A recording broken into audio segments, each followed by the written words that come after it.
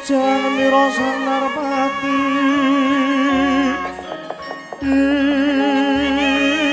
narabak serempe badaya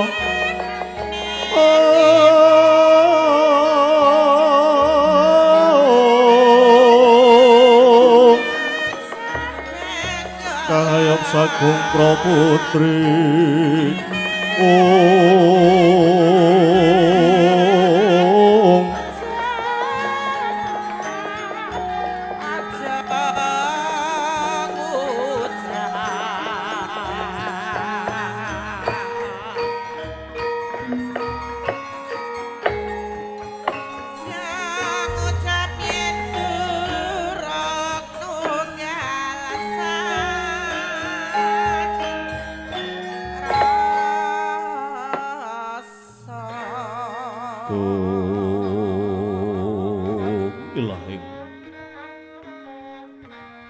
ilahing awi kena mastuhu purnama sidhem rewang jagat karana sirantandha kawisesaning bisana sono sinawung langan wilapa istu maksilis tantun lampahing budya jinantara tutur katula tulat mring labdeng paradya winursita ngumpama prameng niskara karantagya kemiying jaman purwa ini sudra ingkang dinama Dama pinardi tameng lalata mangkya tekap wasananing gupita tanun renggeng pralambang matumpa marma panggung panggeng panggunggung sang purwaing kota sebebyar dumadining wayang purwa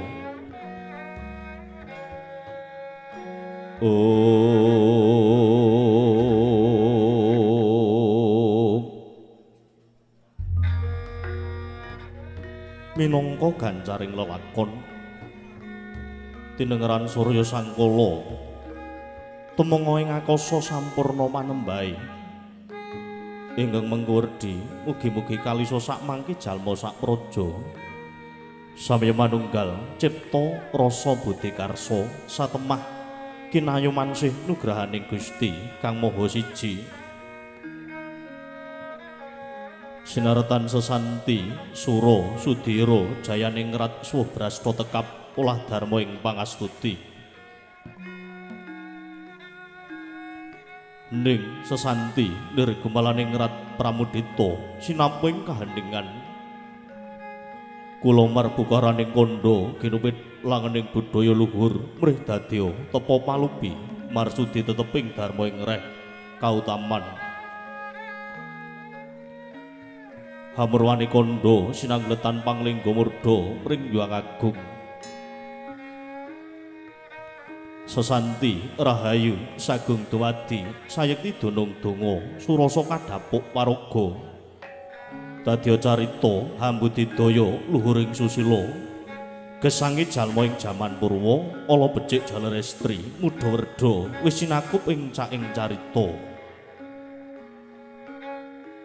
ingkang mrayoga tinulat ingkang ala hayo katenta kaya jalma hangila kaca uring diri rasa rumangsa hang rumangsani yaiku sejatine nonton ringgit purwa kelir ginelar ibarat jagat binabar layar ginulung tandha kukuting lelakon sinangga Ibu Pertiwi pinayungan bapa akasa pinajaran blincong minangka suryani kidalang kang hagesangi gedha keprak getering cipta rasa budi karsa dene wayang lan wewayangan enggi ujug dumadining lair mewah batin pathet 6 songo mewah manyura minangka tandha tengara Purwomadya kalawan wasana yaiku cakra manggilinganing kudrat miwiti nengahi mewah mungkasi sayekti sagung tumitah datan kawasa hangun cadi sawiji wiji wis pinasti kudrate soang-soang datan milih papan lan wanci yaiku lair dumadi mewah sirna hanenging negari pundi tawa kang kaiwadi dasa purwa eka sawiji adilinuwih dasa 10 purwa marang wiwitan nadyan kathah titaing Jawata ing sinangga ing Pratiwi kinapit samudra Raja Samyanggana raras nanging datan ginupiting dalu mangke hanenggi gumlaring praja ing Dwarawati ya ing Dwaraka ya ing Jenggala Manik. Hangupaya negari satus datan antuk kalih sewutan jangkep sedasa. Karana wis kasusul praja ing Dwarawati, pranyata negari ingkang ageng tur inggih agung. Dasare ayom tur inggih ayem.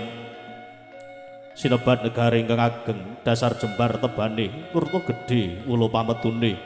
Pinter-pinter kawulane, lumintu panguripane dagang layarang lur. Selur tanana pedha tilabet tebih sang sayaning dedalan. Among tani atut miyang telatin nggih ulah pasiten, teman bumi cengkar dadi subur, lemah grasak dadi mawur. Pari, polo ijo, karang kitri, hambyek woh-wane, nganti kaya manglung-manglunga wit-witane. Raja kaya pitiwe naglaring pangunan datan pocinancangan, lamun wanci serap sore samya mulih marang kandange dhewe-dhewe.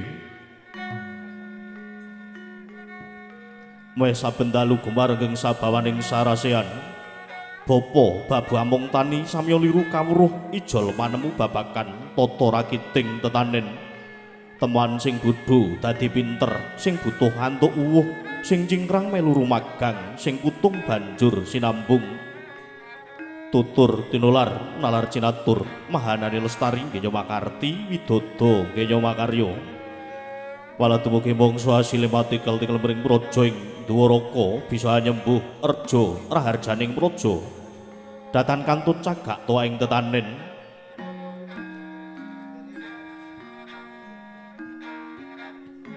Yaiku ora kaya reka daya lan nota adik lan iguh partikel tansah denudi mring rembaka temah wuwuh tekaning pangupaja mring sak praja ing Dwarawati.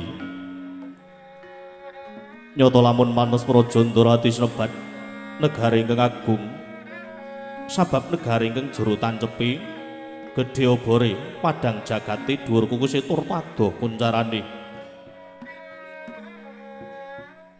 Kedite praja Dwarawati sayek handar beni negarane sarta hangrungkepi wutah getihe.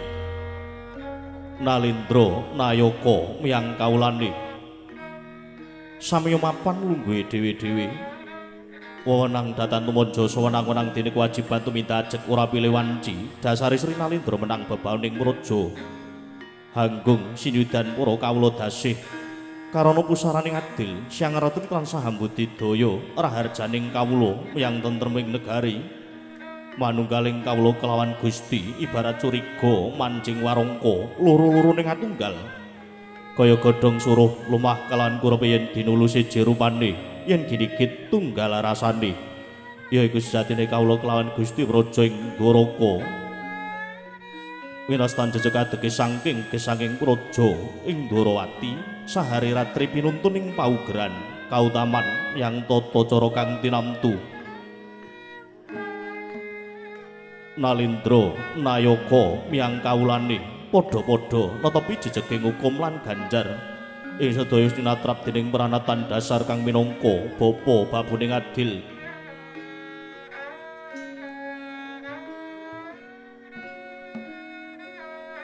Gedhe obore padang jagate dhuwur kukus adoh marang kuncarane lire mangkono. Labet aruming bangsa lan negara wis kasusura dumugi liyan manca negari. Aruming bangsa ing Dwarawati labet hanggung gegulang kerukunan kelawan bangsa manca suka sambet memitran aliru duta agung. Nanging tetep nindakaken jejeg ing adil miyang bebener lire dahanyak onanging mring sesami. Kawimbuhan bangsa ing Dwaraka iku suka pitulungan mring panandhanging bangsa manca pramila sangsaya mewah kajen kinaringan sesamining praja. Mila datan nemu kalamun kawula praja rumaos ayem labet hardane wong sak negara. Winastan ayem ketitik wong sak praja tanpa bedak-bedakake saka ngendi asal usule sapa kang dadi kapercayane. Kabeh padha guyub rukun gotong royong lulubis kuntul baris sengkut nggih nyambut gawe hamangun praja kang sarta ora lali gula wentah keluarga lan pribadine dhewe-dhewe. Kawula ing Dwarawati adoh saka cecongkrahan luwih-luwih cecongkrahan babakan kapercayan. Awit kabeh wis padha mangerti lamun kang sinembah ya mung padha yaiku Gusti kang Maha Suci ya dewane ya Gusti wong sak jagat raya. Wong Ndorati wis mangerteni yen to kapercayan mono dudu sedyaning urip nanging dapur kanggo suwita marang kang murbeng dumadi. Kapercayan kanggo manungsa dudu manungsa kanggo kapercayan. Mula datanama mekal kalon praja ing Ndorati katingal ayo mayem tentrem labet hardane wong sak praja datan pilih papan lan wanci. Lanang wadon gedhe cilik tuwa nom padha waras awake sengkut panguripane kecukupan sandang pangan lan papane. Winastana Yem Sagung Nayaka kang hambek wicaksana berbudi bawa leksana kang sarta tansah netepi jejeg ing adil miyang bebener. Berbudi lire paring dana tirta miyang dana rasa. Dana tirta paring boga wong kaluwen paring sandang wong kawudan. Tan kanane Sri Naranata paring dana rasa marang para kawula kang nandhang kacintrengan. Para nayaka tansah sengkut lan temen genya ngregenake saengga sedaya peparing tertentu ora kandhek ing dalan. Teman mesti tumuju tinampa kanthi utuh. Dene dana rasa maloyakaken sesakit akri suka kang nandhang prihatin. Nek sedaya waring nuhung linembaran penggalih ingkang lila legawa lair terus ing batin bebasan raming gawe sepi ing pamrih. Bawa leksana dasari jujur lan prasaja datan ati ngoncati janji yen iya yen ora ya ora. Mila datanemu kalamun kawula rumasayem tentrem mlebet pinayungan wibawaning Nalindra tuwin para nayaka. Lah sinten to wau? Ing asta pusaraning adil Praja Ndorati wenangki ngucapna mapan wusana pilahane dhewe-dhewe. Yen kethek pragusa buta raseksa pendhita peparap Nalindra nang jejuluk sinten dasa namanira? Dasa 10 nama semestani. Hajejuluk Sang Maha Prabu Sri Bathara Kresna ya Padmanaba, Harimurti, Wisnu Dewa, Wisnu Murti, Kesawa, ya Sasara Sumena, ya Sang Prabu Danardana.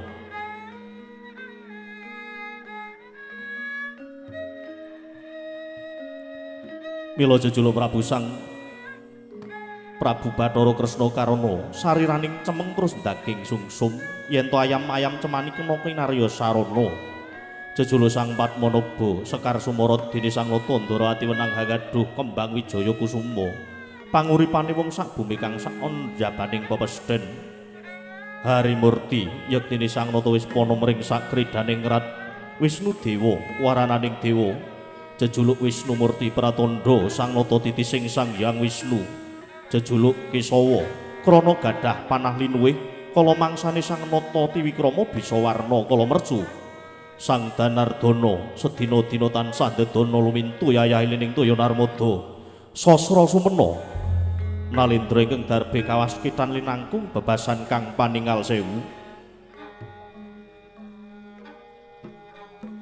Ratu Aguna ing Aguna tan kendhak gunaning jalma. Luhur datan ngungkul-ungkuli handap datan kasoraning sesami.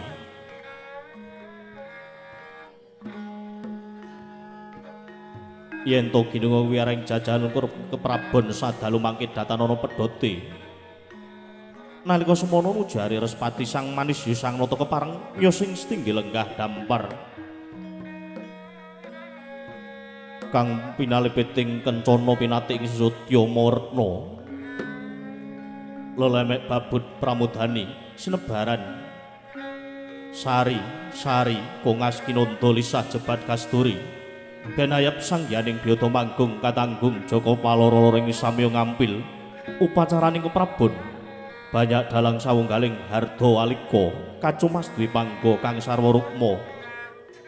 Kinebutan laring manyura kanan kiring kongas gandane Sang Nata pindha pinantan binabar dumuking panguraan. Tembene kang sirna sipat kamanungsane Yayah Sang Hyang Bathara Wisnu hangeja antah bilayang bayang sangyaning Purhapsari saking kasuwargan. Nalika semana Sang Nata Ndorowati sigra ngawontenaken pasuwakan agung.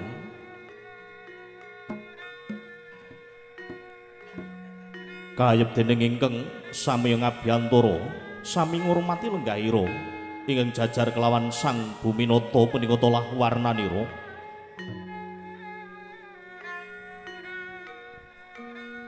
Nalendra Agung ing Mandura ya ing Madura mandhap saking titian Kyai Puspadenta mancat Pancaniti minggah Datulaya gapyuk rangkulan kelan Sang Buminata ing Dwaraka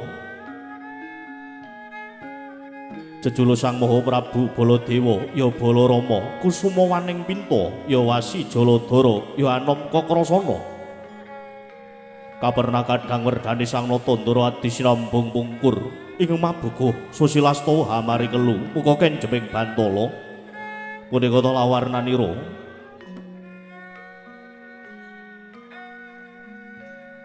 sadra ing garba ruci ingkang kekasih Raden Harya Setyaki ya Raden Yuyudana Tambak Yuda Wresniwira Bima Kunting ya Sang Dibya Surasekti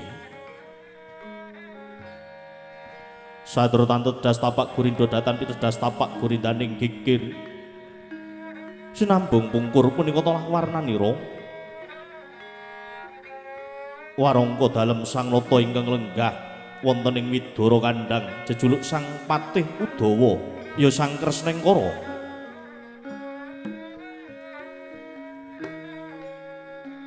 wegik mewah trampil ngenya maranata tata rakiting kawula negaring Dwaraka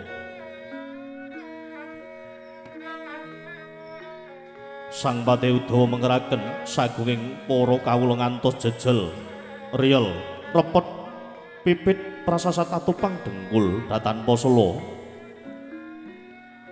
ing sasana samyande para mantri bupati wedana lurah bekal magangan riya nayaka mewah sentananing praja datanana ingkang gothang pasebane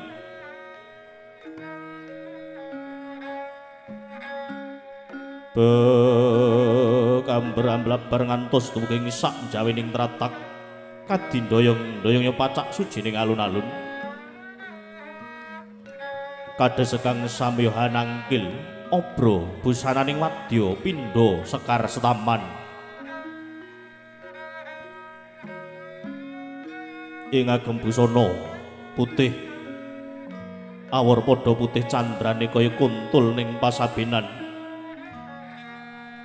ing agem busana ireng awor padha ireng candrane kaya gagak mangsa mangke ing agem busana kuning awor padha kuning candrane kaya podhang haraton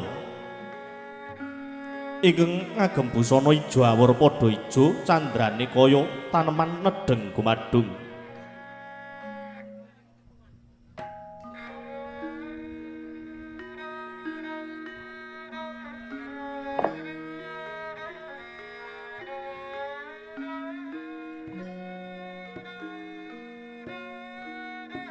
kocap kacarita nalika semana Sang Nata sigra ngawontenaken pasewakan agung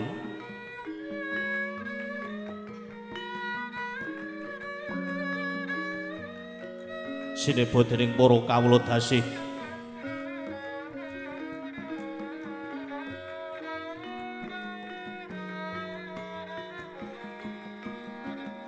mila datana mumekalamun Sang Prabu Sri Bathara Kresna katon kumejog dumrajog tanpa larapan do pinulat rawuhipun nata Mandura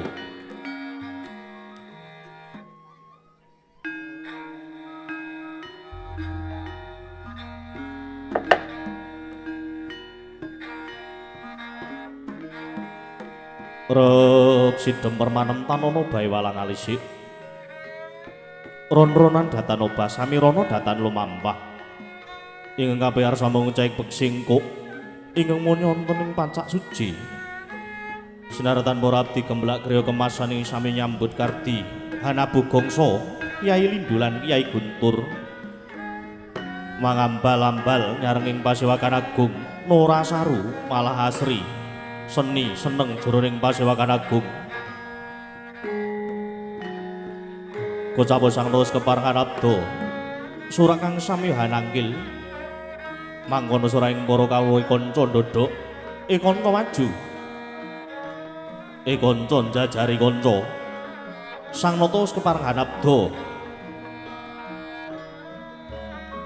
kanca maju konton jajari ngangsek ngangsek sap sap sap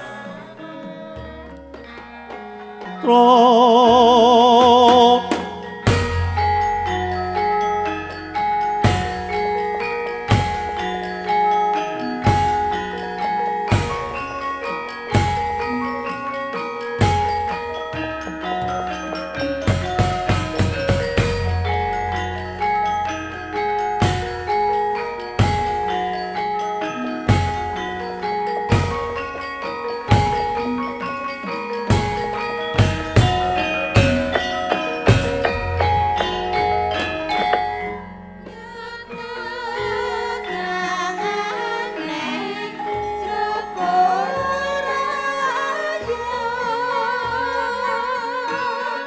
Sritina ning pasewakan busana maneka warna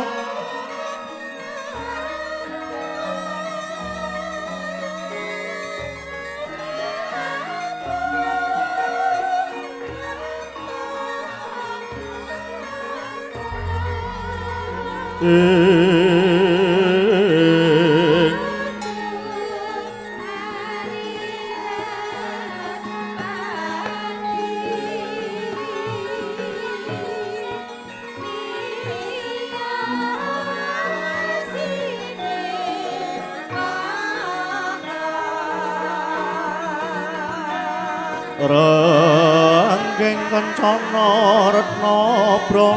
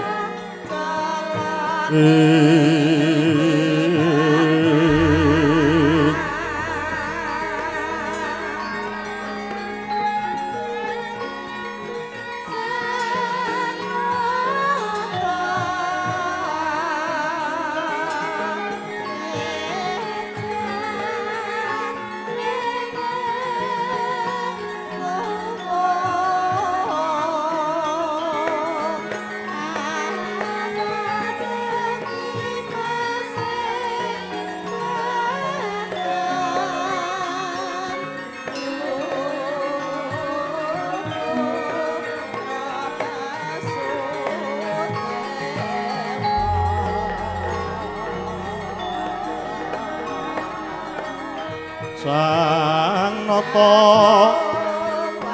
wuwusnya angrerepa samya amari telu kolir konjeming siti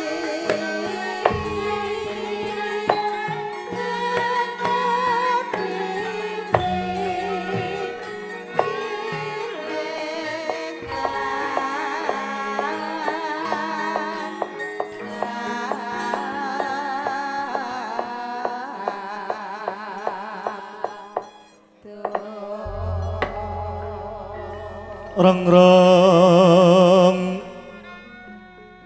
rarasing pamyat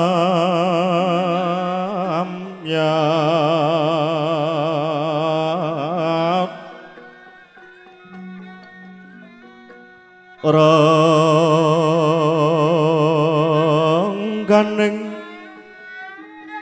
puratulya Sri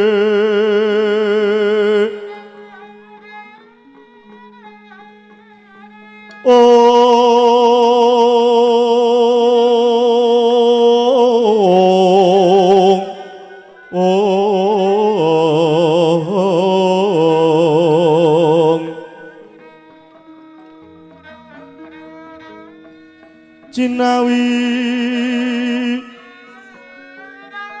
sasotya maneh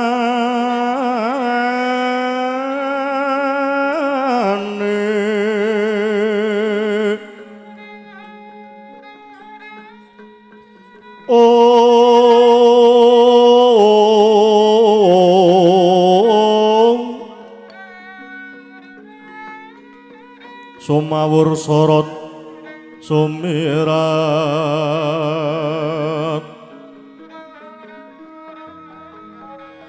sirat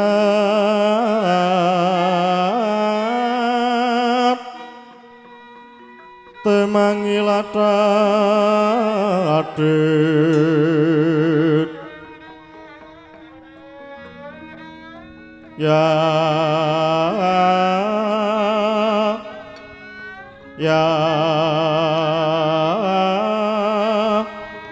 taranggono sumawur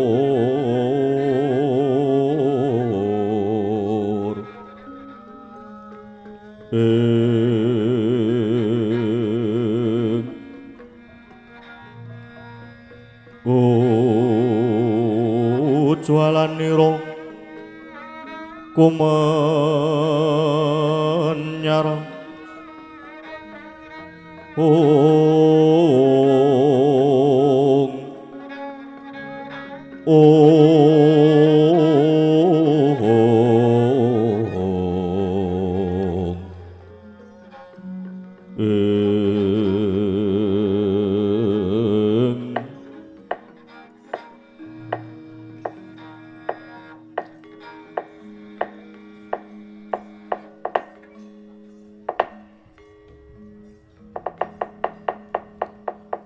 mangkyo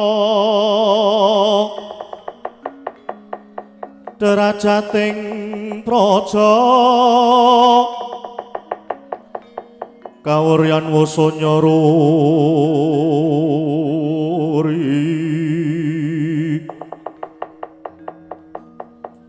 rungrah pangrehing ungkara karono tanpa palupi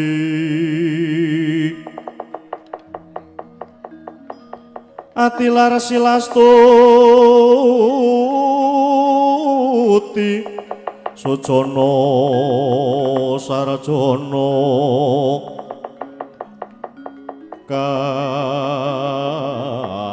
kayungyun kala tito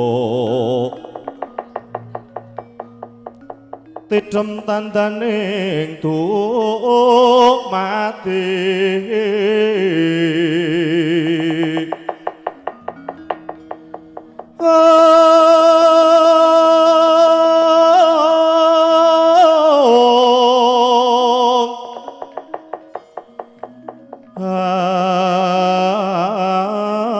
andayeng rat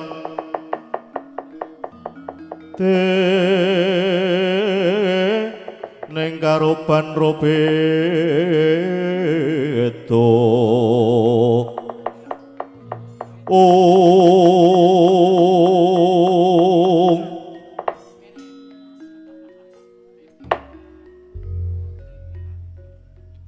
Hyang Agung muga ngayomana negara Ndarawati sak isine nun mangke Koko Prabu dereng sawetawis dangu rawuh padha Kanjeng Koko Prabu kepareng ingkang rayi ngaut padha paduka Kanjeng Koko Prabu ing Mandura rayi para ing Ndarawati ngaturaken pasegan panakrama unjuk sandhaping pepoda paduka Koko Prabu Koko Prabu jimat pepundhen kula Koko Prabu pengayoman kula Koko Prabu Baladewa Koko Prabu ing Mandura ya jagat dewa Bathara Pati Indra Jaladewagu Yayi ya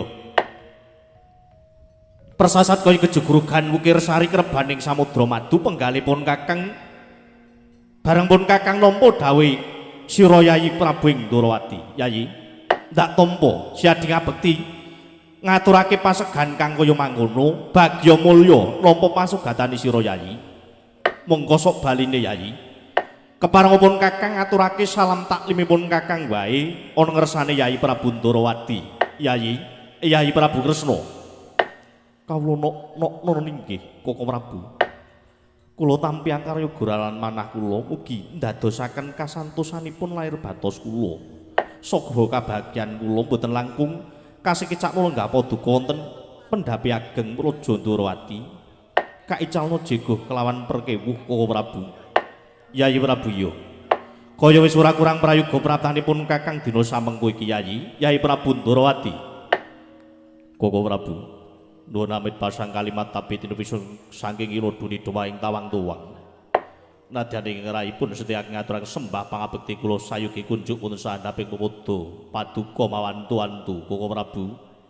Koko Prabu sesembahan kula Koko Prabu Mandura, Koko Prabu Baladewa. Nur iki. Ya Istiaki, ya tak tampa siadi ngabekti karawanipun Kakang ora liwat pangestunipun Kakang wae Tampanono Dimas. Kadangipun Kakang wong Jlonet, wong Sentosa. Kapundhingga jimat mugi andayan ing kasantosan paring pangestu paduka Kanjeng Koko Prabu. Kasekecakno anggen paduka lenggah wonten Datulaya Agung Negaring Dwaraka. Koko Prabu, ya yudana kaya ora kurang prayoga praptanipun Kakang ana negara Ndarawati. Dewaji nadane ngabdi kepatihan pun Udawa semanturu nggih ngaturaken sembah pangabekti kula sayugi kunjuk wonten rasa paduka sesembahan kula ing Mandura. Sinuwun kula ngabdi kepatihan pun Udawa ngaturaken sembah pangabekti kula sayugi kunjuk rasa paduka sinuwun ing Mandura rawuh wonten negaring Dwaraka. Sinuwun Kakang Patih Udawa ya mung gandeng taceping Baladewa ya nadyan aku kuwi wis Nyakrawati mbau denda ngasta kendho kencenging praja ing Mandura. Parandene rasa pangrasaku durung ilang lan aku isih krasa yen Kakang Udamana tinemu werda tinimbang si Baladewa. Mula aja nganti ana tulak sarik kang tumama marang jeneng ingsun apa sing dadi sembahmu mau tiba padha-padha Kakang Udawa. Waduh, sinuwun inggih. Nadyan mekaten paduka boten supih dhateng lampaning sampun kapengker dumateng ing rai kepatihan pun Udawa. Kasekecakno lenggah sinuwun kaicalna Durgama Sangga Runggi. Sinuwun ing Mandura. Iya Kakang Udawa kaya ora kurang prayoga. Koko Prabu saestu damel gugup raos ing manahipun ingkang rayi dupi rawuh wonten negari Ndarawati mongko tanpa cacala saderengipun ingkang mekaten Duh Koko Prabu menawi sampun katingal hasu ingkang dados yuswa paduka miwah sampun ketingal asat ingkang dados rewi paduka Koko Prabu sawetawis lenggah wonten negaring Dwaraka kula nedya nyuwun priksa wonten paring damel menapa dene rawuh paduka Koko Prabu sumengko pengawak braja pramting wonten negaring Ndarawati mongko alit boten utusan gandhek sakembaran agengipun utusan Nayaka supados sasunga bila paduka nedya rawuh wonten negari Ndarawaka Koko Prabu umpami mekaten saestu kula saged ngrakit rata manik obra tinalingan sing jong banunji kinarik kuda wolu kinari hamethuk lampah paduka Kanjeng Koko Prabu kacihna tandha tresna kula dhateng paduka Kanjeng Koko Prabu. Mewah saking menika Koko Prabu keparenga paring dawuh wonten paridamel menapa dene paduka rawuh tanpa cecala saderengipun Koko Prabu sesembahan kula Koko Prabu ing Mandura. Yayi yen tak rasa tak petung tak gelar tak gulung mestine dawuh pangandikan Yai Prabu Ndarawati iki mau saka perang ngarasaku lah kok tibane kok ganjil. Tiba ganjil ing kados pundi? Tegese ngene. Wiwit siadilan pun Kakang isih muda tumaruna kasetrakake ana ing Widara Kandhang dimong karo Bapa Sagopa lan Biyung Sagopi. Tanceping paseduluran ing antarane Baladewa lan Yayi Kresna kuwi ora nate genggang sarikma. Yen ana cilakane Yayi Kresna Kakrasana melu ngrasakake yen ana rekasane siadi pun Kakang bakal melu ngentasake pun Kakang nggone nandhang rekasa. Loro-loro ning atunggal siadilan pun Kakang lan Kakang Patih Udamana wis nate ora nate pisah eneng di papan wae. Yayi saka pangrasaku bareng siadi saiki wis Nyakrawati mbau denda pun Kakang wis dadi pepayunging bangsa ing Mandura semono uga siadi wis mukti ana negara Ndarawati lan Udawa wis ngrangkani sira Yayi minangka dadi patih ana negara Ndarawati. Aja nganti rasa paseduluran wis nalika semono dilakoni lan pun Kakang lan Kakang Patih Udawa mau dipisahake dening derajat pangkat lan semat. Aja nganti rasa paseduluran ing antaranipun Kakang lan siadi dipisahake dening derajat pangkat lan semat. Liripun kados pundi Koko Prabu dawuh kados mekaten. Yayi Saka pangrasaning pun Kakang samben-samben pun Kakang itu tinju ana ing Praja Ndorowati. Mangkatku saka Mandura mono aku ra bedak-bedakake antarane Mandura lan Ndorowati. Budal saka negara Mandura praptaku ning Ndorowati, pangrengkuhku Ndorowati ya tanpa beda negara Mandura. Semono uga Yai. Tak jaluk kanthi banget kala mangsa Yai Prabu tetinju, kala mangsa Kang Prayoga rawuh ing Mandura. Icalna jeguh kelawan perkewuh, aja ana bedane ing antarane Mandura lan Ndorowati. Mula dawuhku kang kaya mengkono iki mau aja nganti kawetu dening pun Kakang. Dawuhku kang kaya mengkene iki mau aja nganti kawetu dening pun Kakang Yai. Inggih. Koko Prabu. Saestu ingkang Yai rayi nyuwun pangsa menapa duka. Iya Yai. Yai Prabu ra dadi apa? Lah saiki ngene. Praptakuan ing Praja Ndorowati iki sepisan tetinju marang keluarga Ndorowati. Sabab wis watara lama pun Kakang iki ora tedhak prapta ning negara Ndorowati. Rasa nengtan bangkit sinudan meneh. Wis ana tetamba bareng pun Kakang weruh sira Yayi nedheng Sinewaka, tegese kulawarga Ndorowati nirbaya nirwikara. Durga mendhak kala sirna ora ana lang sawiji apa. Matur sewu sembah nuwun Koko Prabu lakar leres mekaten kawontenanipun ingkang rayi Koko Prabu. Di bareng genep kaping pindho praptanipun Kakang Sayekti mung kepengin nyocokake kabar tembang rawat-rawat ingkang dibeta Mbok Bakul Sinambiwara pawarta binandunging Karna. Yai, wiwit pun Kakang mlebu tlatah negara ing Ndorowati, wiwit pun Kakang iki mlebu wewengkon Ndorowati. Ya nadyan pun Kakang kuwi ndak akoni aku kurang ing sesereban, kawruhku mung cethek kutung ing nalar, kurang ing pamitung, nanging aku kuwi Nalendra, mesine aku pono babagan negara. Ndak sawang Ndorowati kaya ketaman Begawa peteng Yai. Yai Prabu, aja tok singetake ana nglegetaning rasamu, aja mbok singetake ana legetaning penggalih sira Yai. Gage Wedarna marang pun Kakang.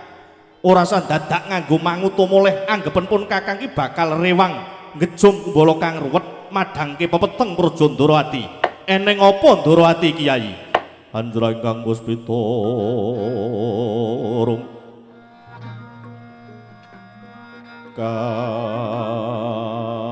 kasiliring samirana mrih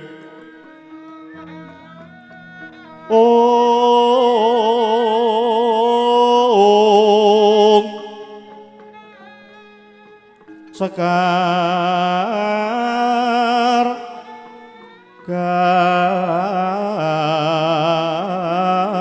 gadung ko ngas kandanyo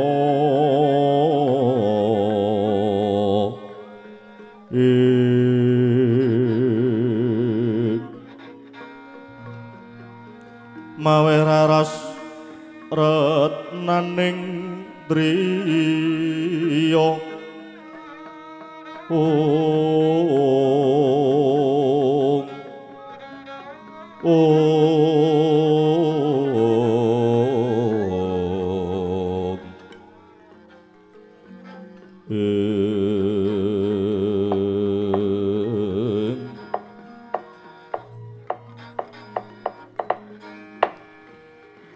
ya jagat pangesungkur waya Bathara jagat Koko Prabu.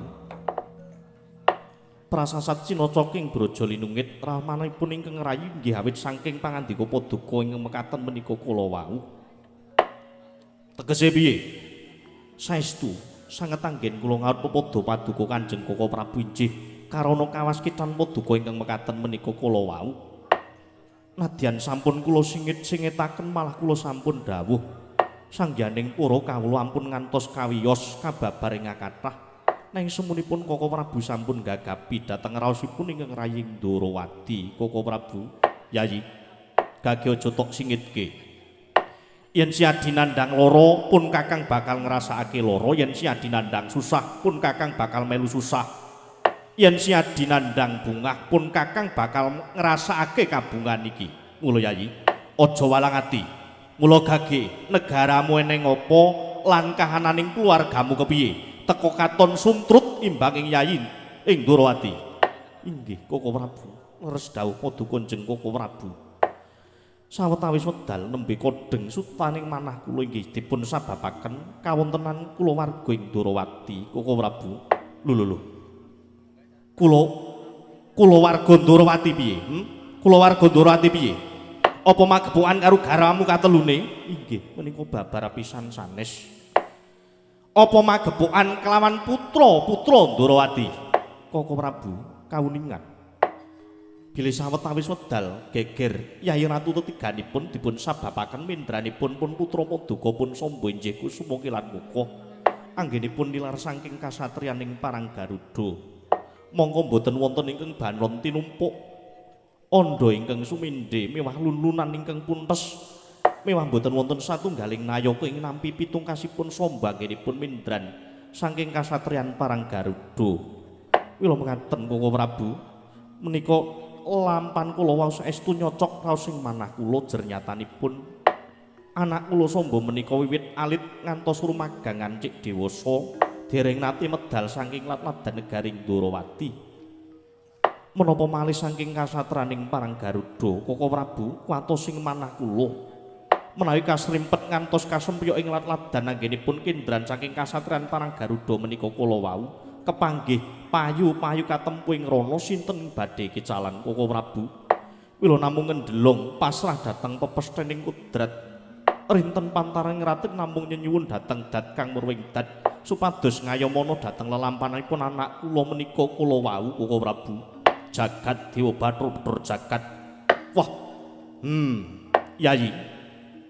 Ana lakon kaya mengkene lah kok sira Siadi ora utusan marang para kawula, kowe ora kintun nawala marang pun Kakang supaya utusan Nayaka maringake nawala marang pun Kakang. Supaya kena dienggo ngembat kelawan abot entenging kahananmu iki Yayi Prabu. Inggih. Nyuwun pangapunten Koko Prabu karana kodeng raos ing manah kula. Yayi, apa Yayi ora ngrawuhake para Brahmana winasis sewa sugata lan para Brahmana supaya nuduhke menyang endi dununge anakmu lanang si Kusuma Kilan Muka? Sampun boten kirang-kirang anggen kula ngupadi mewah budidaya. Kathahipun para Brahmana ingkang mapan wonten negari Durawati sampun kula rawuhaken namung Koko Prabu sedaya menika gagar wigar tanantuk karya iguh budidaya Koko Prabu. Malah pusaka ingkang raying Durawati pun kaca paesan semantun ugi katingal peteng dedet lelimengan kadidene ketutupan roning salomba Koko Prabu. Wah ladalah. Wah. Iki tak umpamake kaya dene gojekan nanging mengko yen ora kurang gone pametung gojekan bisa dadi tangisan, kriwikan bisa dadi grojokan. Tegesipun kados pundi Koko Prabu paring dawuh kados mekaten. Trep lan jumbuh pangandikane sira Yayi. Yen to Samba wiwit cilik nganti dewasa durung tau metu saka negara Durawati. Untamane saka kasatraning Parang Garuda. Mula lungane Samba kuwi apa gegayane Samba nanging ingkang luwih wigati, ingkang luwih dipenggalih. Yen ana sambikala ing dedalan sapa sing bakal kelangan? Yayi. Yen mangkono sebaran wadyabala segelar sepapan ngetan ngulon ngidul lan ngalor. Telek sandi kabeh aja nganti ana ingkang cicir supaya goleki menyang ndi papan pernaing anakmu lanang si Kusuma Kilan Muka. Koko Prabu semantun ugi kula sampun sebar para wadya pepethinganing para nayaka supados ngupadi anak kula pun Samba. Nanging Koko Prabu inggih dinten sepriki dereng wonten atur saking para nayaka anggenipun madosi anak kula pun Samba menika Koko Prabu. Waduh Yayi. Yayi Prabu, ya mung tak jaluk, ndak suwun sing Siadi sing jejeg penggalihe. Sira Siadi ki minangka dadi wong tuwa. Siadi wis madeg dadi wong tuwa mono jarwa dosake metu-metu wis nggawa. Siadi madeg nalendra sarta dadi nalendraning para keluarga antaraning kewajiban lan keluarga aja nganti pisah. Yen Siadi banget nggone gatekake marang kewajiban nata tata rakiting praja lan para kawula wekasan kulawarga dikiwakake ya kedadiane kaya ngene iki. Mbok menawa kurang kawigatene si Samba, kurang gawe atine Sira Yai wekasan dheweke lunga saka negara Ndrawati. Iki uga bisa angka loro. Iling-ilingen apa Sira Yai tau tate srengen karo si Samba. Sira Yai tau ndukani kelawan si Samba iku uga dadi pancatan lunganing anak saka omah. Dene ingkang angka 3, mbok menawa ana Nayaka Ndrawati kang nyocok marang rasane anakmu lanang, wekasan anakmu lanang ora wani matur marang Sira Siadi. Iki go bisa dadi jalaran lunganing anakmu lanang. Kabeh bab mau kudu ditelusur, aja nganti buntung tembe mburine. Inggih Koko Prabu. Sebab ngene Yai. Wong tua kelawan anak mono tak umpamakake kaya dene mripat lan jejempol sikil. Jejempol sikil mono imbane kaya dene anak lan mripat mono imbane kaya dene wong tua. Yen jejempol sikil kesandung tanpa diperintah mripate mesti mbrebes, semono uga tetukulan lan woh-wohane. Lelakone anak mono mung gumantung lelakone wong tua duk nalika semono. Yen tanduran kuwi mau tanduran ingkang becik, wae mesti bakal awoh iso kanggo murakapi. Nanging kosok bali yen tanduran mau tanduran ingkang ora prayoga, wae mesti bakal ngeracuni mawa wisa lan ora kena bisa dienggo urip ana ing bebrayan agung. Inggih. Nanging saenget kula lelampan kula mboten wonten ingkang nalisir saking bebener Koko Prabu. Tumrap kowe pancen ngono, tumrap Siadi pancen ngono. Nanging tumrap bebrayan tumrap Siadi kuwi wis bener, nanging tumraping bebrayan benermu kuwi durung bener manjing kang sejati. Liripun kados pundi? Paduka Koko Prabu paring dawuh kados mekaten. Yayi. Yen Samba lunga saka negara Ndrawati, janjane umpama pitungku ki mau kabeh sing tak aturake ki mau ora ana siji wae ingkang bener, saiki digoleki. Aku kang matur kelawan Sira Yai yen to lungane Samba kuwi nulat karo kelakuane bapakne Dek Enom. Menapa wonten lampan kula ingkang boten sae, kowe aja kumbi. Kowe aja kumbi. Lakon pirang-pirang wis nuduhke watak nestamu, watak elekmu nggonmu duwe patrap kang ora bener. Menapa kemawon? Narayana maling. Narayana apus. Kresna begal. Kuwi kabeh tandha yen to Sira Yai nadyan tau nglakoni lakon sing tumrap Sira Siadi bener, nanging ora bener tumrap para kawula lan ora bener tumrap Sagung Tumuwuh. Ulen saka kuwi yen to dadi ratu kuwi ya dadi manjung bener kang sejati, aja mung bener tumrap Nalendrane, bener tumrap Nayakane, nanging kurang bener tumrap kawulane. Yen nyebut bener kuwi manjing bener kang sejati. Bener tumrap ratune, tumrap kawulane lan tumrap para nayakane kabeh kelebu kulawarga dadi manjing bener kang sejati. Ngaten Koko Prabu. Iya. Mula aja dumeh. Ben kowe sak penakmu dhewe nggonmu duwe lakon, nanging bareng saiki kowe anak-anak, saiki anak-anakmu melu lunga-lunga. Iya apa ora? Inggih. Ora kaya pun kakang iki kuwi manjing ana widara kandhang nalika semana sengkut gumergut tansah ulah tetanen. Mula ora tau pun kakang iki metu saka widara kandhang. Mula seprene anakipun kakang putrane ingsun ya ora ana sing minggatan. Wisatake ning omah terus.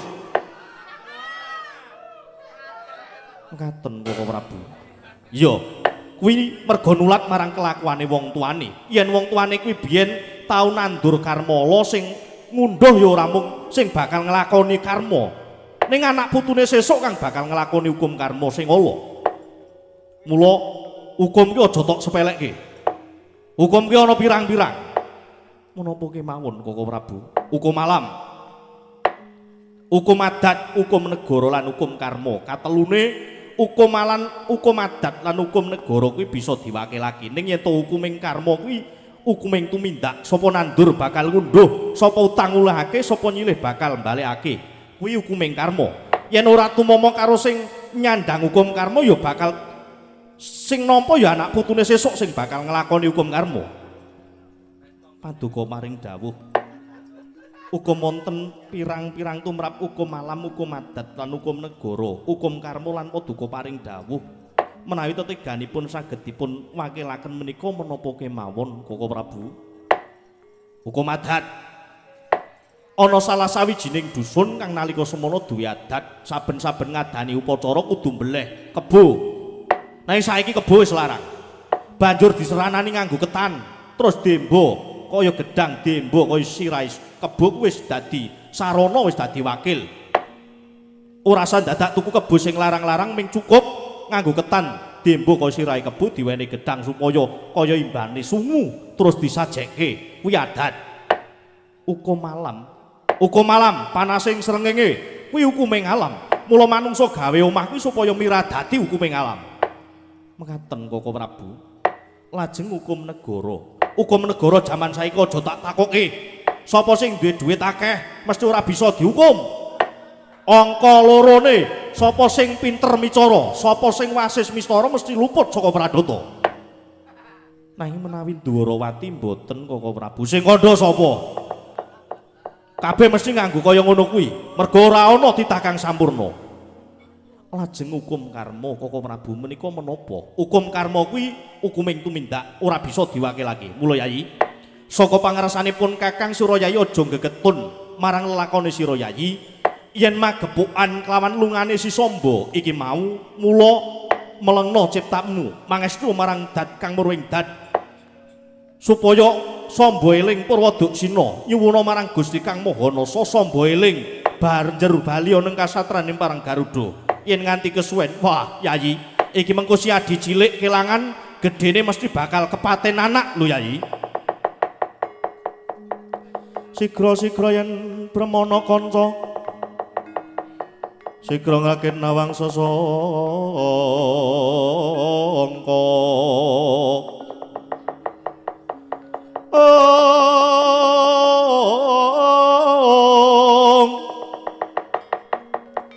Nalendra mbek marwa sing sangkatri gumulung mangrempaing wadya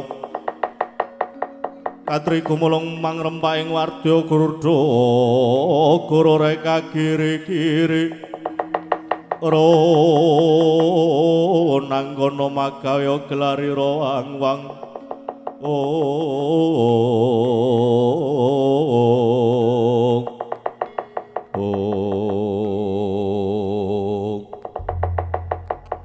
Sidemat yaning pasaman negari Dwarawati nalika semanten dupi midhangetaken pangandikanipun Nalendra Mandura Prabu Baladewa tuhu Nalendra ingkang wicaksana wasis. Nalika semanten kodeng sutaning galih nata Dwarawati ya jegegreg Yaya Pratima Kencana.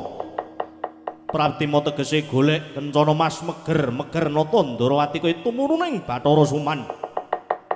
Kasaru geger njaba piyak ngarsa tangkeping wuri koseban kelemon benapuk apa kang dadi darunane.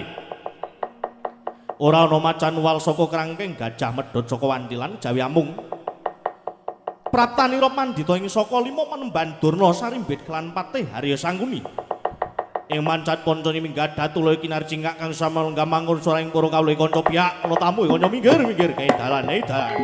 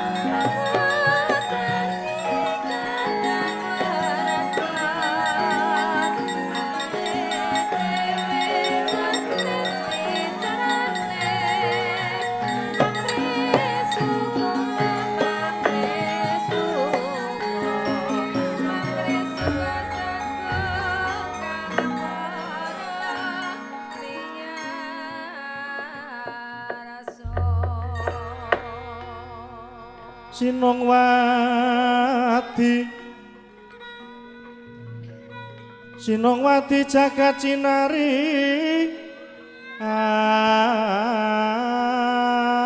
among mbak lumembak ombak ing samudra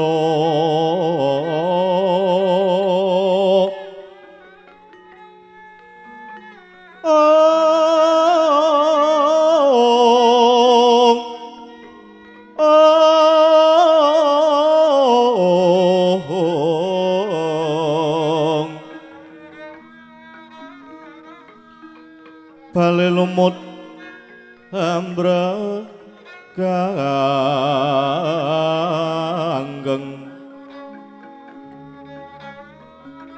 awito kedenceng-dencengan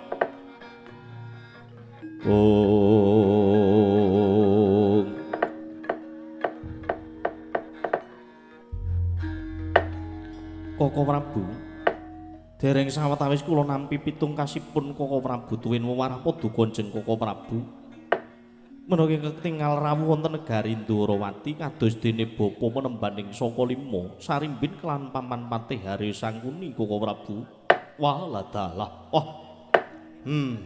saja ana parigawe ketitik sumengko rawuh ana ing negara Ndorowati Yayi mbok menawa ana bot repot siadi aja nganti wisuh lumuh ngentasi perkara lenggah ana minangka dadi nalindra ingkang tansah soma beda dana lan dendha nuwun inggih Koko Prabu ngestakaken dawuh paduka Kanjeng Koko Prabu lenggah langkung prayogi ya Yai Prabu Kresna gagenggal didangu rawuhe bapa penembaning saka lima nuwun ngestakaken dawuh Koko Prabu bapa penembaning saka lima rawuh paduka wonten ing negari Ndorowati winantu ing Karaharjan bapa penembaning saka lima hendak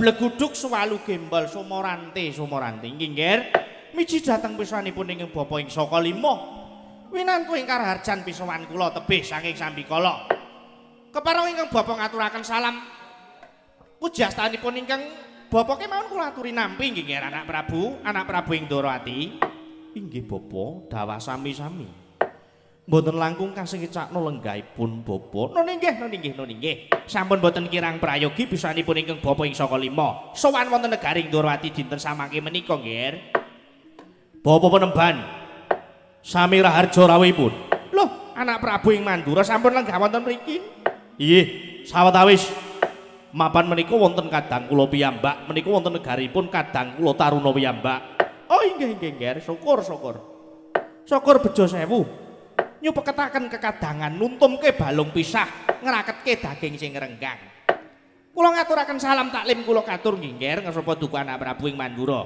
inggih kula tampi dawah sami-sami kasengecakno lenggah paduka wonten negari ing Ndorowati inggih sampun boten kirang prayogi pisowan kula kok nggih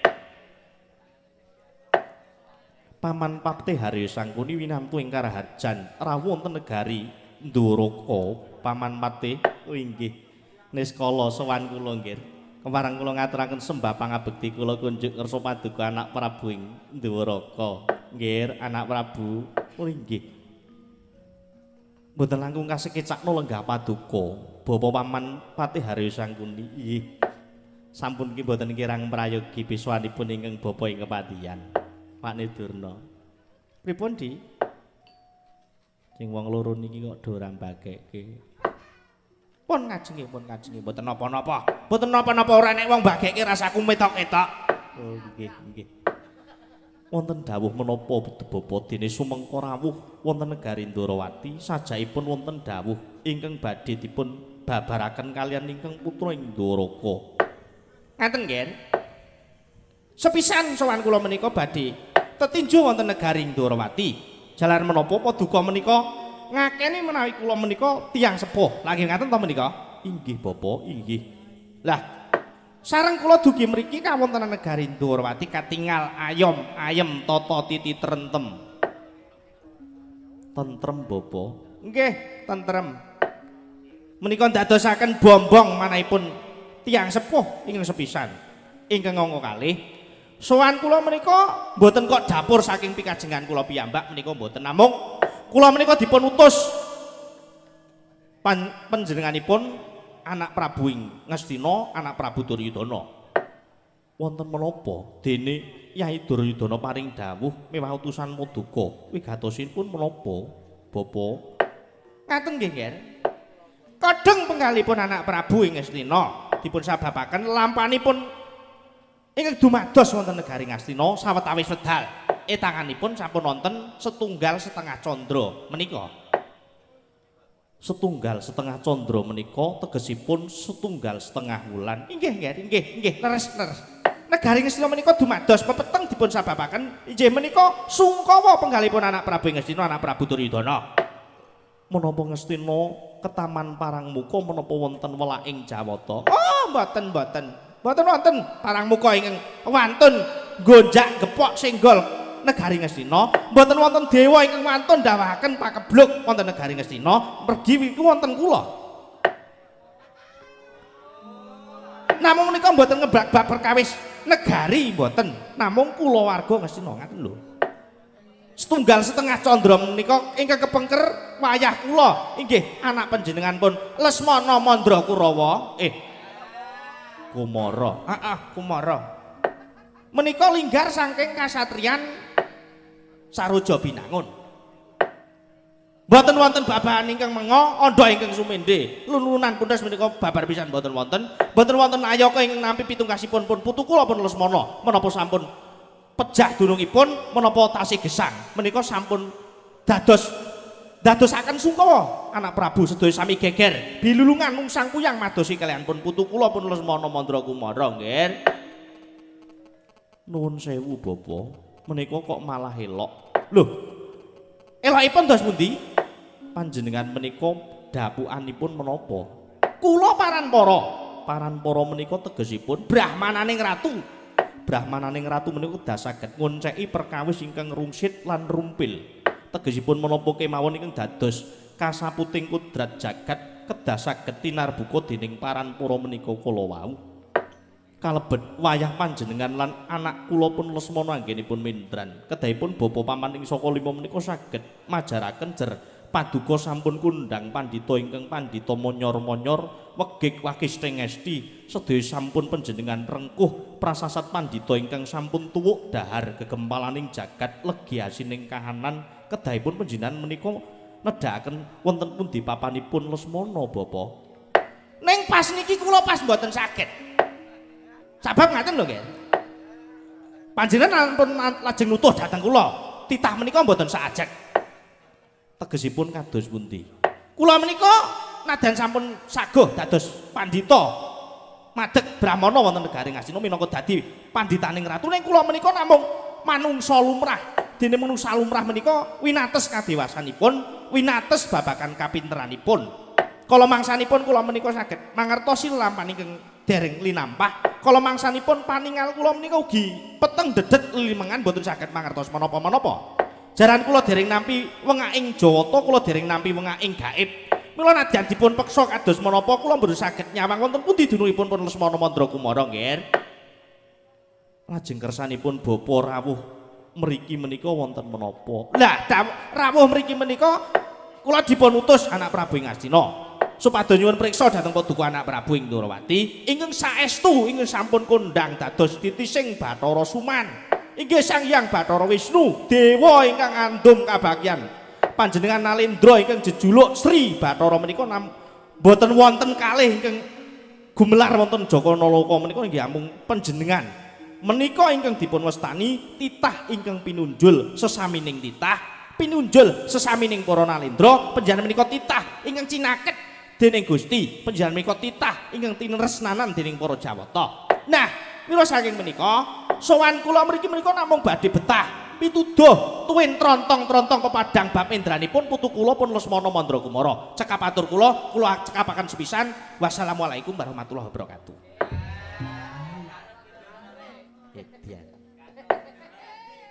Durna kok iso muni ngono iki. Mangan apa?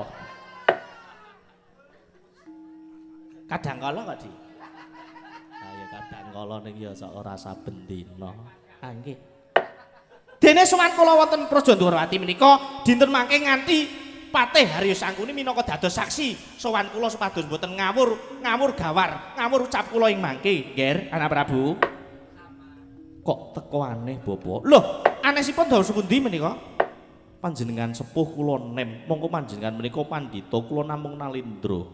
Menapa mangke wonten tiyang ana nyebut, ana sing nyebut ana kebu kok nusu gudel. Kajenge kula pun biasa nusu kewan.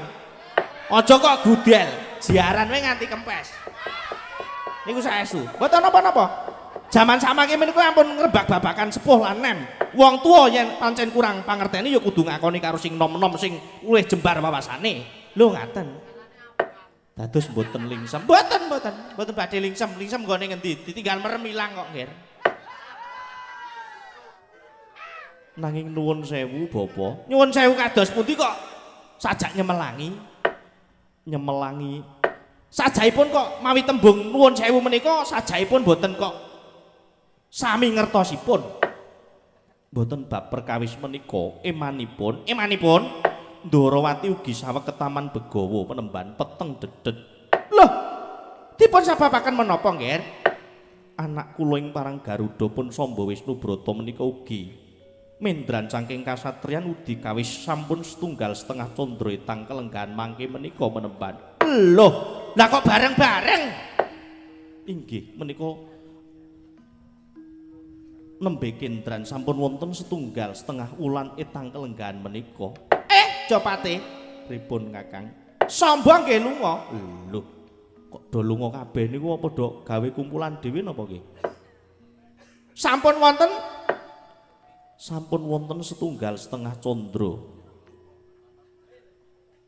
Jan plek jebles karo lungane Lesmana Mandra Kumara iki. lajeng nuwun sewu, nggih. Mau sampun dipun kawruhi wonten pundi dunungipun putu kula pun Samba? Inggih semanten iki dereng dipun mangertosi wonten pundi dunungipun Bapak. Inggih, kula seksinipun Bapak.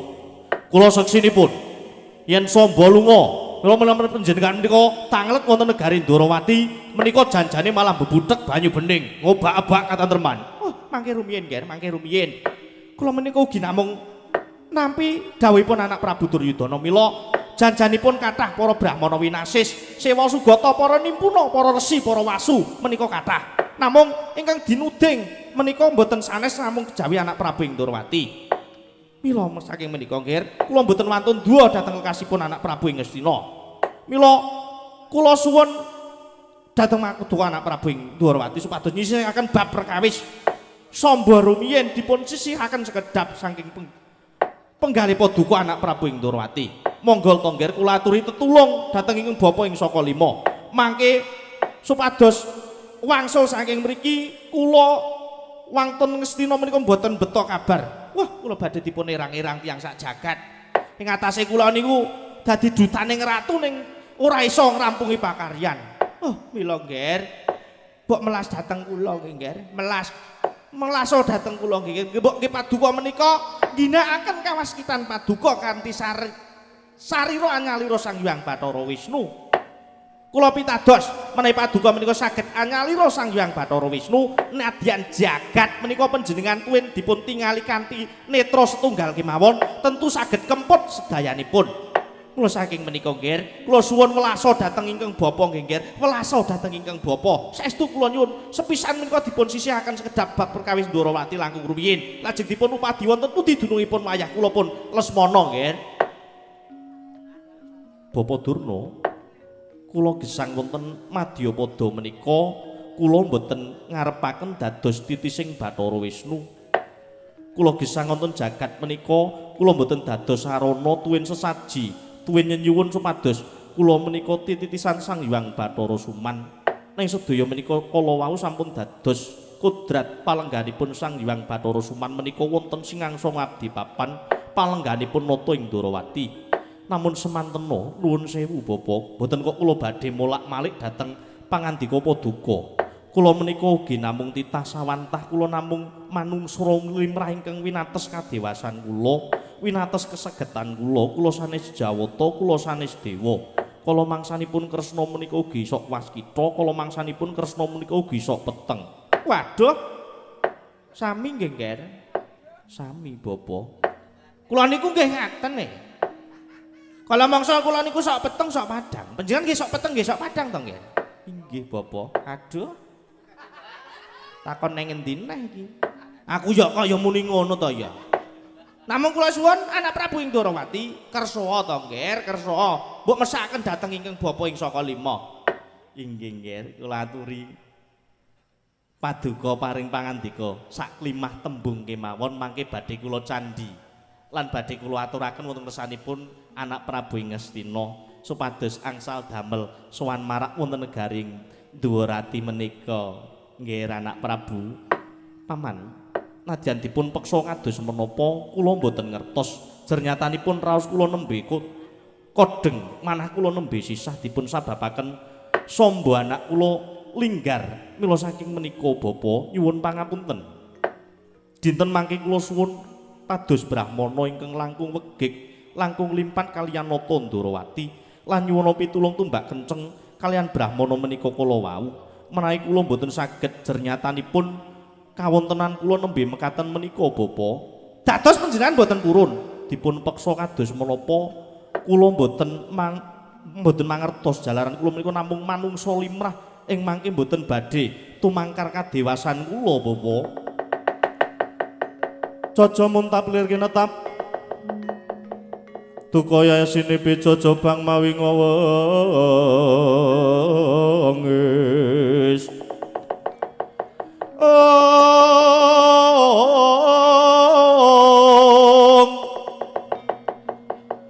Netra kocak ngondaran diritep nyomangolon saka adanani rombranang padanani rombranang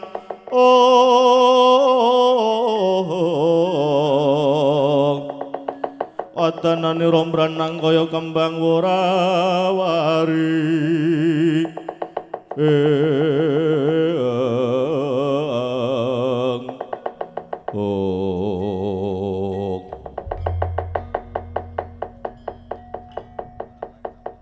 Dapate pripun Kakang Durna? kula waspadaken gegapipun pasuryanipun Nata Ndrawati, kula waspadaken tingkeming netra Nata Ndrawati kok sajak ngemu wadi. Mboten kanthi jinara kula sowan mriki estunipun kula badhe nangletaken dhateng Lesmana sing wis entuk itungan sesasi setengah. Ning bareng tekan mriki kok Nata Ndrawati lah kok etok-etok Sambaya lunga sesasi setengah niku nek ora njarak mboten bakal kelakon. Lajeng panjenengan duwe gagasan napa? Kula duwe gagasan. Nek lungane Lesmana Mandra Kumara niku merga dipulosara sarta dicidra julik karo wong-wong. Ning kula ora iso ngarani wong-wong niku sinten, ning kula saged nuduhke wong-wong niku sinten. Nek panjenengan ngerti wong-wong sing nyidra julik kalih Lesmana sinten? Mboten badhe sanes kejawi ingkang wonten ngajeng kula menika. Panjenengan aja sok golek perkara lho Kakang. Kajenge, kajenge. Dasar panjenengan napa? Dasar kula wis ketok mawon. Sepisan Lesmana lunga sesasi setengah kok Samba lunga sesasi setengah niku cetha yen hapus-hapus sangka lorone. Kok sinuwun Prabu Mandura lenggah enten mriki niki pun genah lan cetha enek rembug sing madi. Angka telune Nata Ndrawati kok ora gelem duduhke lungane Lesmana kanthi etok-etok Samba ya lunga. Genah lan cetha yen wong mriki niku badhe ndelikake Lesmana niku mun cetha. Terus sampeyan kula ajeng meksa kali sinten? Meksa kali Sinuwun Ndrawati supaya ngaku supaya duduhke menyang ndi dudunge Lesmana. Nek mboten ngaku kula sing mboten badhe trima enten mriki. Oh nek ngaten sekecake kula tak tunggu njaba wae nek kaya ngono carane iki. Ana wong kok jerih getih wedi mati. Ngempul kok gobloke ra damang-damang. Leren wae ora damang ngempul, malah blasuk-blasuke aku. Konyuk ala ira. Wah. Nyuwun sewu nggih. Anak Prabu, kumejot romasing manah kula saestu kagol kagelan manah kula. Dupi kula pinanggih mriki jebul nyatanipun tiang-tiang mriki menika namung pong-pong bolong boten wonten menapa menapanipun. Kula menika kekalangan Malaya wonten ing mriki boten saking wangsul wonten ing Saka Lima. Nembe kula kemawon tinuding supados sowan wonten negari Ndrawati tetep kula sowan wonten negari Ndrawati. Nah tenemunipun ing mriki kagelan raos kula. Kula menika namung dipun wangsuli mekaten menika. Kula menika tiyang sepuh lho, Nggih. Kula niku wong tuwa, kula dudu bocah. Kula ora gampang diapusi. Kaya kula rasa dilimpekke nek panjenengan ngendika ning Kleceming Lati, Tingkeming Netra kok sajake antarane ati karo lati ora nyawiji. Cetha yen panjenengan menika sawijining narendra ingkang gong binathara ning atimu senyatane gembol wisa. Gembol wadi ora gelem jujur karo Begawan Durna. Bapak Durna. Panjenengan menika pendhita lho. Brahmananing ratu. Lah kok tangane serakatan idune muncrat-muncrat kaya maling. Panjenengan menika brahmananing Nalendra kedahipun panjenengan menika ngertos dhateng tata krama lan unggah-ungguh. Kula menika mboten mangertos saestu wonten pundi dununipun pun Lesmana Mandrakumara mergi manah kula nembe peteng awit kisahipun anak kula pun Samba. Lah kok kula dipun cucuh kados mekaten menika menawi ngaten kula saged mestani bilih ingkang dados dodok seleng perkara menika sanes tiyang sinten-sinten. Panjenengan etok-etok kepengin nduduhke lungane Lesmana ning janjane panjenengan sing nyolong Samba. Panjenengan sing nyolong Samba, sampeyan etok-etok takon lungane Lesmana men kula ora takon lan ora ngarani wong-wong Kurawa. Jaran kula napa duwe dasar ngono? Dasar kula napa? Kanan bening sing bebutek wong Kurawa, kanan tentrem sing ugrah-ugrah wong Kurawa. Kanan rukun sing marai bentak sirah wong Kurawa. Meningaten kula saged mestani yen lungane Samba iki mesti dicidra julik dening wong-wong Kurawa. Yen ngaten kula mboten badhe nrimaken kula niku Ratu Medeng Siniwaka sawijining Nalendra kok dicucuh diarani kaya wong pesakitan. Meningaten kula saged mestani bilih panjenengan ingkang nyidra dhateng Samba. Ngaken menapa mboten? Ngaken menapa mboten? Menawi mboten ngaken panjenengan badhe kula ajengaken wonten ing Pradata Adil supados Pradata ngadili kalian panjenengan sak kurawanipun. Menawi mboten kula cepeng panjenengan kula tetep badhe terima panjenengan wonten mriki ngorek-orek kalih Kresna nampik ngraupi lendhot kalih Kresna. Setyaki nika wis saged aku.